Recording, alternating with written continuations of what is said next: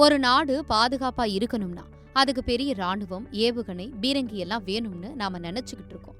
ஆனா ராணுவத்துக்கே ரொம்ப கம்மியா செலவு பண்ணிட்டு ஏன் ராணுவமே இல்லாம உலகத்திலேயே ரொம்ப பாதுகாப்பான சந்தோஷமான நாடுகளா சில நாடுகள் இருக்குன்னா நம்புவீங்களா? அவங்க எப்படி இதை சாதிக்கிறாங்க? வாங்க அந்த ஆச்சரியமான ரகசியத்தை பார்க்கலாம். அந்த நாடுகளோட ரகசியம் என்ன தெரியுமா? ரொம்ப சிம்பிள். அவங்க ராணுவத்துக்கு கோடிக்கணக்கில் செலவு பண்ற காசை எடுத்து மக்களோட படிப்பு, ஆஸ்பத்திரி வசதி, சமூக நலன் அவங்களோட நல்லதுக்காக முதலீடு பண்றாங்க.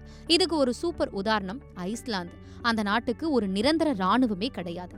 ஆனா உலக அமைதி பட்டியல்ல அவங்க தான் நம்பர் 1. இந்த லிஸ்ட்ல ஐஸ்லாந்து மட்டும் இல்ல. Ireland, New Zealand, Austria, Switzerland, Singapore, டென்மார்க்னு வரிசையா பல நாடுகள் இருக்கு. இவங்க பெரும்பாலான நாடுகள் அடுத்த நாட்டு சண்டைக்கு போறதில்ல. நாங்க நடுநிலைமையா இருக்கோம்னு ஒதுங்கிடுறாங்க. இல்லனா ரொம்ப சின்னதா தற்காப்புக்கு மட்டும் ஒரு படையை வச்சிருக்காங்க. இவங்க ஆயுதங்களை நம்புறதை விட கல்வியையும் மக்கள் மேல இருக்கிற நம்பிக்கையும் தான் அதிகமா நம்புறாங்க. அப்போ இவங்களை யார் காப்பாத்துறா? இவங்க எப்படி பாதுகாப்பா இருக்காங்கன்னு நீங்க கேட்கலாம். உண்மையான அமைதிங்கிறது 4 விஷயத்துல இருக்குன்னு இவங்க நிரூபிக்கிறாங்க.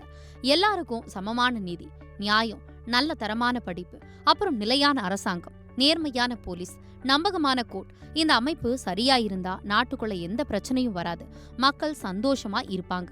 சுருக்கமா சொல்லணும்னா துப்பாக்கிகள்ல முதலீடு பண்றதை விட மக்கள் மேல முதலீடு பண்றதுதான் ஒரு நாட்டுக்கு உண்மையான பாதுகாப்புன்னு இந்த நாடுகள் உலகத்துக்கே பாடம் சொல்லி கொடுக்குது.